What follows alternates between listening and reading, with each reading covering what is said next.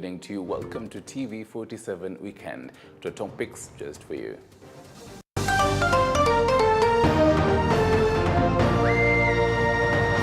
Tonight, police lob tear gas to disperse rival sides. Fighting for the leadership of the UDA party in Mombasa County. Anataka sana mtu fulani afanywe mwenyekiti bila ya election. Whether he is a vice chair of UDA, he should not use his position to intimidate UDA followers in Mombasa. Also tonight, cloud of fear grips residents of northern counties, where over 30 officers and civilians have died due to terror-related cases in just 1 month. We are coming for you. We will use our forces, land forces. We will use our navy. Experts call for change in tactics in the war against terrorists. And is able to deal with the issues of modernization, how to transport its troops. Plus, fishermen decry looming losses occasioned by some clauses in the finance bill. Kiongeza gharama ya mafuta kilo 250. Hizo zimekuja ngapi? 650. A scenario that could lead to more job losses. Kama sasa ukienda baharini nimpigiane simu bana niangalie niko nyuma yako. Kwa sababu ile mafuta umenunua bila kumwona Jesbendi akae nyuma yako, unajua mimi nitakuja na makasia.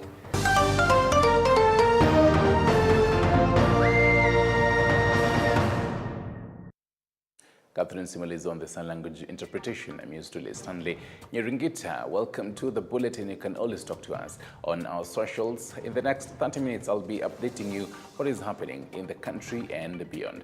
And in the tail end, we'll be Talking Matters podcast. You definitely want to stick around for that. Now, UDA grassroots recruitment involving delegates in Mombasa was on Saturday interrupted and postponed when violence broke out. As Nyali Member of Parliament supported and those of ELA MP Hassan Omar clashed. The differences are alleged to have arose due to the 2027 general election interests and the UDA chairmanship election in Mombasa. Attending the function, UDA Secretary Cleophas Malala says that the two leaders will be summoned to resolve the differences. In line with the UDA political party objectives to last for more than a century, the UDA party has been touring to different counties with the purpose of selling policies to their county delegates, a plan to invest and expand the party. Violence, however, hit the face of the meetings in Mombasa County after two factions led by the Nyali Member of Parliament Mohammed Ali and Ela MP Hassan Omar clashed. Tulikuwa na delegates 800 ambao 300 walipewa faction ya Mheshimiwa Sarai na 300 wakapewa kwa faction ya Mheshimiwa Ali na 200 wakawa wale officials wa chama na wale coordinators wetu. Lakini tumekuja leo asubuhi tumepata kwamba tuko na watu ambao waliprint fake cards. Ukiangalia hii kadi ni fake. Hii sio kadi ile ambayo tulikuwa tumeprint. Na tumesema kwamba tunaenda kuchukulia hatua wale watu ambao wanajaribu kuleta fujo katika chama, kwa sababu chama chetu cha UDA ni chama cha amani, ni chama cha demokrasia. Police had to use tear gas to disperse the fracas that had halted the meeting before the day's agenda was discussed. Mmoja wa wabunge hapa anataka sana mtu fulani afanywe mwenyekiti bila ya election. Sisi twasema kutakuwa na election na kila mtu ako na hiari na uhuru wa kusimamia election, awe ametoka pembe yoyote ya Kenya, anaitwa jina lolote, awe ni kabila yoyote, awe ni rangi yoyote, tutajenga Mombasa ya watu wote. It is alleged that the violence has been spurred from a conflict between the two leaders regarding the position of the party chairman in Mombasa and the 2027 gubernatorial race. For a long time now, Mombasa County has been seemingly leaning on the party associated with the Azimio la Umoja One Kenya leader Raila Odinga, while the UDA party eyes for more support in Mombasa from the 44% in the last election. Mombasa belongs to the good people of Mombasa. Whether he is a vice chair of UDA, he should not use his position to intimidate UDA followers in Mombasa. Kwa hivyo mimi nataka kumwambia Hassan Sarai, mwanzo wa ngoma ni lele, na umetangaza vita, tutaendelea na hii vita mpaka tumalize. The UDA Secretary General Cleophas Malala has called on the two leaders to bury their differences, citing that the party should remain united. The UDA grassroots recruitment in Mombasa remains postponed. Paul Munio, TV 47, Mombasa. Thank you for that, Abdullah Munio. Now tonight, an emboldened Trade Cabinet Secretary Moses Kuria has defied a court order gagging him from attacking the media by hurling insults at the media once again in Murang'a County. An unapologetic Kuria, who has been on the offensive the entire week, claims that his media vendetta is born out of propaganda, stating that the media must feel the pinch of the aggrieved. Media stakeholders are worried about the incessant attacks, saying they undermine democracy. Despite a High Court order gagging him from attacking the media, Trade Cabinet Secretary Moses Kuria went on the offensive once again in Murang'a County, where he used an offensive word against the media, claiming the media supports Azimio coalition leader Raila Odinga.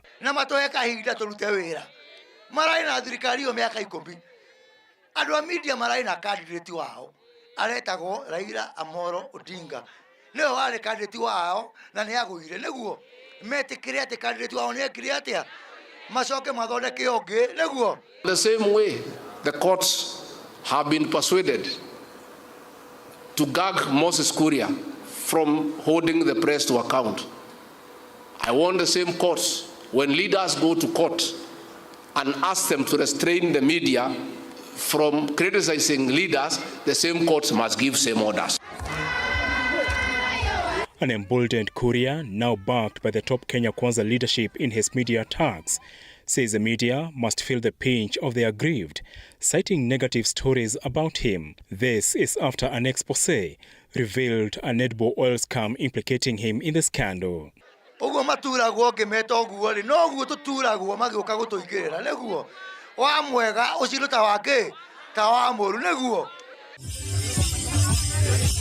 Moses Kuria, who joins the ranks of Deputy President Rigathi Gachagua in his weekly attacks on the Kenyan media, is also facing a censure motion in the Senate, where the Azimio coalition has filed a motion to censure him for his unbecoming conduct and that he is unfit to hold office. That too has not slowed down the outspoken CS, who maintains he will not apologize. So watu ya media karibuni kwa hii Kenya mpya, tutazoeana pole pole. Mnatugonga hapa kidogo, tunagonga nyinyi saa 8. Sasa nyinyi Kuria amegonga nyinyi kidogo, sasa na nyinyi mtugonge kesho, na sisi tugonge nyinyi kesho kutwa, siku zinaenda. And we get to learn to stay with each other. But you must now be accustomed to that new way of doing things. Media stakeholders have raised concerns on the Kenya Kwanza anti-media campaign, especially after President William Ruto defended Kuria, terming the attacks as a threat to media freedom and one that undermines democracy. Industry players have also proposed that the government and the media need to bury the hatchet.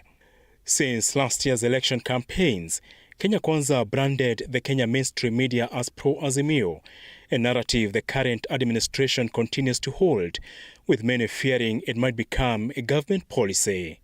Apul Kamau, TV 47. And away from that, the families of Kenyans who have since gone missing in Vihiga County are urging the Senate committee investigating the deaths to help them trace the kin, either alive or dead. The visit revealed raw emotions on the pain of loss, as the reporter Arnold Adidi tells us. The Senate committee's visit in Vihiga County today revealed the agony and the pain that families of the Shakahola victims are going through. Tens of affected locals standing up before the senators, perhaps to be heard and keep hope alive that they will soon meet their lost family members, or at least if worse, then have their bodies for burial back at home. 2017 vile nisikia wamepotea. Mimi sikumuona, nilisikia tu yenye tunaweza sema.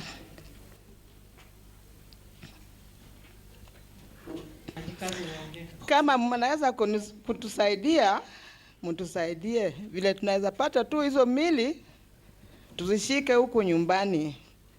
Tena vile chifu alikuwa anasema, mnaweza kutusaidia tuende huko tutoe DNA. Mimi nitoe tu DNA ya msichana yangu, ama kama ako hai mimi siwezi jua. Kama amekufa hapo mimi siwezi jua. Families here are finding it difficult to cope up with their daily lives, not knowing whether their loved ones are alive or not. They admit being disturbed psychologically, but efforts to reach psychological support have proven futile. Jamii imeathirika, jamii iko na unyanyapaa, jamii haitembelewi na imeathirika hata kimawazo. Sisi tulibahatika kidogo, tukapata mmoja wa washauri all the way from Murang'a, lakini in Vihiga hatujapata mtu yoyote. Tunahitaji msaada wa pesa na mawazo na mambo ingine na hatujapata. The safety of the suspects arrested alongside Paul Mackenzie also became a matter of discussion after Mr. Asena, who managed to visit his son Kevin Asena, who is held up alongside Mackenzie, revealed that his son is not in good condition, raising concerns over possible torture. Vile nilimtembelea watoto wangu, nilipata hako mdhaifu sana. Hata ukimuongelesha mpaka useme na sauti. Yani ukisema tu hata vile naongea namna hii hasikii, mpaka aonekane kana anasonga karibu, mpaka uongeze sauti. Na mwili yake ni medhorotika kabisa. The senators, led by nominated Senator Shakila Abdallah, promised to dig deeper in the matter to identify why Vihiga County appears to be most affected by the massacre in the Western region, stating that their final report will present recommendations that will protect Kenyans from such tragedies in the future. We are looking into how best we can avoid this situation at a future date in Kenya. And the reason why we are in Vihiga County is because Paul Mackenzie took advantage of the Vihiga people. He took very big advantage, and it was important for us to come to this county in order to get the perspective why he specifically singled out Vihiga County. As the rescue and exhumation activities are going on in Shakahola, latest data indicate that the number of dead bodies exhumed has hit 336, while 95 people have been rescued alive to date. The senators insisting that the process won't stop till every family is able to account for their lost member. Those ones who have not or are not sure about their family members, if they go down to Red Cross, they have the records, which shows who have died, who have not been found, and yet who the rescue team is still on. So we have not closed the exercise until everybody is satisfied. Arnold Adidi, TV47, Vihiga County. So in a week from now, you and I may be forced to dig deeper into our pockets to enjoy a simple meal of fish. This follows the passage of the proposal to increase the VAT on fuel from 8% to 16%, which is expected to also increase the price of basic commodities. In Mombasa County, the fishermen have faulted the legislators for betraying them while voting for the Finance Bill 2023. As of next month, you may be forced to pay more for your favorite fish. This follows the passage of the recommendation to increase VAT on fuel from 8% to 16%. With local fishermen and members of beach management units from the coastal region warning that this may have a ripple effect on the blue economy. While airing out their views concerning the Finance Bill 2023 in a baraza organized by the Supreme Council of Kenya Muslims, SUPKEM, Saturday, the fishermen faulted the legislators who voted for the increment on the fuel tax for failing to consult them. Pamoja na kupunguza bei ya essential commodities, serikali pia iweze kuweka incentives za kuongeza uwekezaji ambao utapunguza ule ukali wa maisha kwa kuongeza ajira. Kama sasa ukienda baharini nimpigiane simu, bana niangalie niko nyuma yako. Kwa sababu ile mafuta umenunua bila kumuona Jesbendi akae nyuma yako, unajua mimi nitakuja na makasia. Kwa sababu mafuta kwa juu. Sasa ule mwanasiasa wangu mwenye alimpa kura akaenda kule ile ampigania ile mafuta mpate afueni kama mvuvi, ameenda kule amepiga kura financial bill ipite kwa sababu yeye amepewa pesa kwa pitisha mswada. This even as some of the fishmongers lament that the prices of fish have risen drastically, forcing them to cut back on the expenditure. Nilikuwa nikinunua pweza kwa shilingi 150, lakini hivi sasa nanunua pweza 450 kwa kilo. Nikiongeza gharama ya mafuta kilo 250, hizo zimekuja ngapi? 650. Unga ulikuwa tununua 80, sasa 250, 3 times. Moja, mbili, last time kwa mwezi mmoja wa Ramadhani ulikuwa tununua sukari kilo 150. In Nairobi's toy market, we meet Maureen Wamunga, a fish vendor. She explains that the proposal to impose an excise duty on imported fish at the rate of 20% of the cost, insurance and fine of 100,000 Kenyan shillings per ton may see her also increase the price of the fish she sells. Tunaweza pata hizi za kwetu, nafikiri bei inaweza rudi chini kidogo juu hawa watu wa Uganda tukiwauliza mbona mnatuuzia bei kali, wanasema wananunua $2 nao pia wanatoka huko na transport wakileta huko. And to matter security, one KDF officer who was among the 4 who died recently during the Garissa attack has been buried today in Bungoma County, with his death leaving more questions than answers on the rising cases of terror in the country. Security experts opine that it is now time to change tact and involve locals more if the government is to win the new war on terror. Paul Kirubi with the details.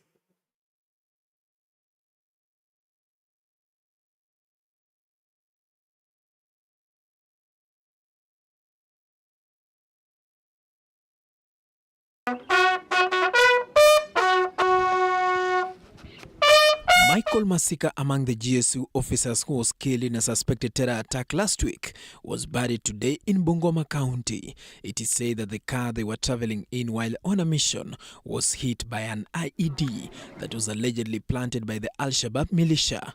Masika's family is just one out of tens that are grieving the losses of their loved ones tonight due to increasing cases of terror attacks in the northern counties. Ndio alikuwa tumemaliza mwaka moja tu. Hata hakuna kitu yenye alikuwa amenunua. Kitu alikuwa amefanya tu ni kuoa na ameacha bibi hata ikiwa na mimba miezi 6. Na huyo sasa ndio sasa tulikuwa tumemwangalia kama familia. Acha hawa wenye wamekufa wawe wa mwisho.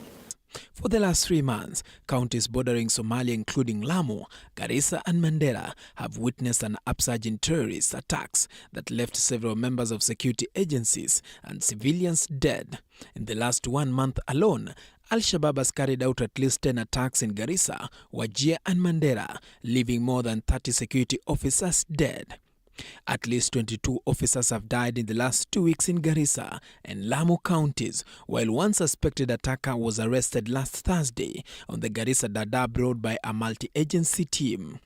The increasing attacks have been attributed to many factors, including failure by the government to facilitate operations and President Ruto's move to make changes within the Directorate of Military Intelligence (DMI) and the National Intelligence Service (NIS) simultaneously. According to security experts, however, the terrorists could be testing waters to see how the new administration will be dealing with terror. Al-Shabaab would like to see the reaction of the new administration, whether Professor Kithure Kindiki is a strong person, whether P.S. Omolo, the new administrators, they would like to see how they can do the whole scenario. So I think there's more to tell until the administration settles down. Inquiries into the recent attacks might have been caused by the government's action to open the borders of Kenya and Somalia, as well as not changing the tactics to deal with terrorists for more than a decade. Because the vehicles have night vision, thermal-hitting cameras, they have bulletproof vehicles and bodies of the vehicles. Underneath, they're able to withstand 10-15 kgs of TNT. So there's a lot of work done that gives our young men and women to be so vulnerable to be killed. Power transition in the leadership of the intelligence department has also been mentioned as one of the reasons for the increased attacks. The president would have mandated to have very senior personnel officials to give them the directions. See, you can be given the intelligence, but because you are not used to the intelligence, how you use the intelligence community, they don't tell you how to use the intelligence. It is you to go and digest and make use of that intelligence to stop crime. It is a question that is forcing the government to scratch the head as the CS for Defense Aden Duale and Deputy President Rigathi Gachagua promises to address the loophole. We are coming for you. We will use our forces, land forces. We will use our Navy. We will use our Air Force. We will use our special forces to hunt you down, both in Kenya and inside Somalia. Security experts argue that the government should involve local residents in the war against the terrorists. Paul Kirobi, TV47. Right now to a story from matters from the highway all the way to the High Court. It was all jubilations in Baringo County as a renowned tout got admitted to the bar as an advocate of the High Court. Benjamin Kiprop, a tout from Mogotio, who later graduated to a Matatu driver, plying Mogotio-Nakuru Road, brought the sleepy village to life through his determination that despite being an orphan. Chichi Josephine tells us more. It is a story of hope, resilience, hard work, focus, determination, and a true definition of following the light at the end of the tunnel. After losing his mother at 15 years of his age, his education journey became difficult due to lack of school fees. I lost my parents when I was 15 years old. By then I was in Joro Boys, and that was the beginning of my troubles in terms of my academic life, because there was no consistency. And that's how I found myself at the stage. And I started as a makanga, the tout. Later on I graduated to be a conductor. Then later I became a driver. Benjamin Kiprop, a tout from Mogotio, who later graduated to a Matatu driver plying Mogotio to Nakuru Road, brought the sleepy village to life with his newfound celebrity status born by going against all odds to become an advocate of the High Court.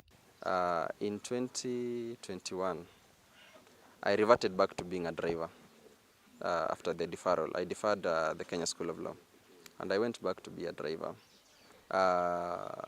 It took me 10 years since I joined my LLB until I graduated this year as an advocate.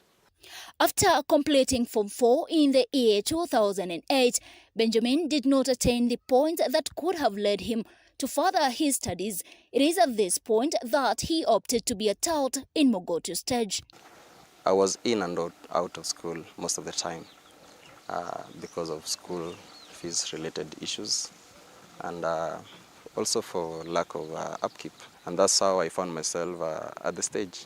Benjamin narrates his journey to the bar. Even after facing rejection in some schools, he sought admission owing to the perception associated with touts. I went to a school within Baringo County, and I found a principal.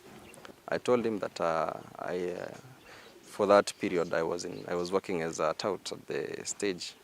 He told me point blank that I will not offer you an opportunity at this school.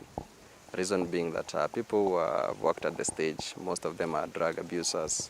I came back to Mrs. Chemirmir at the school, Kiram Academy. And Mrs. Chemirmir, I think she saw my demeanor, and she felt like she should intervene. So she called principal of a school called Kabiamoy High School. And I'll be forever indebted to Mr. Chelule for the opportunity that he gave me. He would still be a tout during school holidays to raise money for his upkeep. So you see, when I joined Kabarak, we used to have tri-semesters, crash program. So most of my colleagues, within 2.5 years, someone was through with his LLB. But for my case, you see, it took me like from 2013 to 2019, deferring severally because of lack of school fees. So for me, it was a long journey, but you see, I did not lose focus. His success attracted leaders, president of the LSK, advocates, and even judges who made their way to congratulate Kiprop. His achievement is not just an achievement within his community, but is an achievement that is going to inspire generations. Kusema kweli, Mungu ni mkubwa, Mungu ni wa ajabu, na pia bidii ya kijana imemfikisha hapa penye amefika. Mtu ya Matatu kuja kuwa lawyer inagharimu mkono kubwa sana. Si wote wanaweza kuwa hivyo. As Baringo County Assembly, we are going to come up with a policy to ensure that all the needy cases in our county are captured. Chichi Josephine, TV47. Kazi Safi, congrats. Hopefully we're talking about the next president of the judiciary. Now, away from that to matters health, the government, through the Ministry of Health, has issued a stern warning to persons who will be found culpable of interfering with the National Health Insurance Plan, NHIF, while vying to fight cartels who are said to hamper the distribution of drugs in the country. Our reporter Isaac Famba tells us more. The issue of corruption in the Ministry of Health is emerging to be a chronic wound which has become a headache to the health CS, Susanna Homicha, who is now faced with the difficult job of burying corruption in the grave. In the past several months, there have been reports of alleged corruption in different departments in health ministries such as KEMSA, but the recent days the vice has been reported in the National Health and Insurance Fund. Addressing a church function in Sirende area, Trans Nzoia County Health CS Susanna Homicha has issued a stern warning to those who will attempt to engage in graft within the NHIF, which is among the only means to access health care for poor Kenyans at the grassroots level. Na nimejitolea nitafanya kazi sawa sawa. Kila nahitaji ni maombi yenu tu. Kwanza tumeanza kulainisha KEMSA. KEMSA kulikuwa na wizi chungu mzima.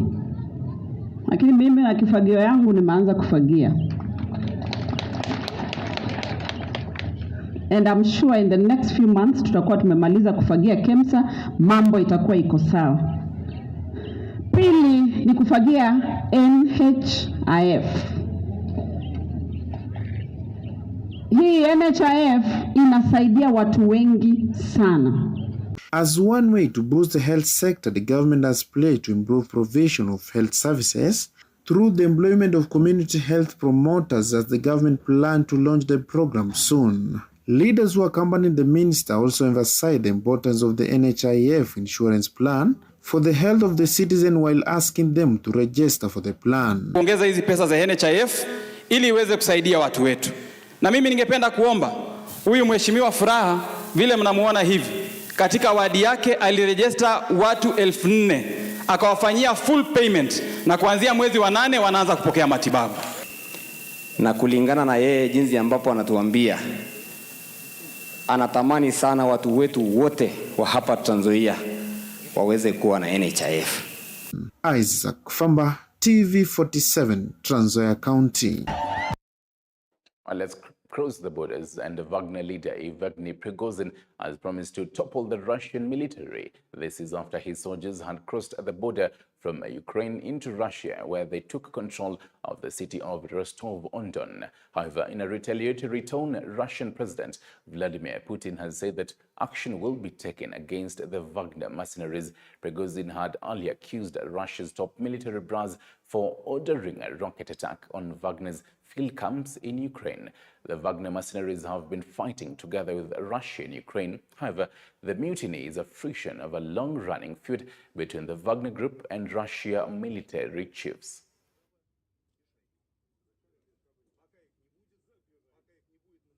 Здесь блокируем город Ростов и идем в Москву. Да, я вас очень попрошу дать свои подходы выше. Нет, ни в коем случае. Ребята будут находиться здесь. Мы вам не мешаем управлять войсками. Управлять войсками, конечно, не должны мешать никто. Там ребята гибнут так же, как и ребята гибнут, потому что вы их на мясо толкаете. Мысли без каких... Больше, что меня огорчает, это 3 дня минимум. В Киеве будет праздник 5 шампанского. Где? В Киеве. Нет, еще раз. Если бы мы с вами разговаривали в нормальном тоне, мы бы сюда на танках не приехали.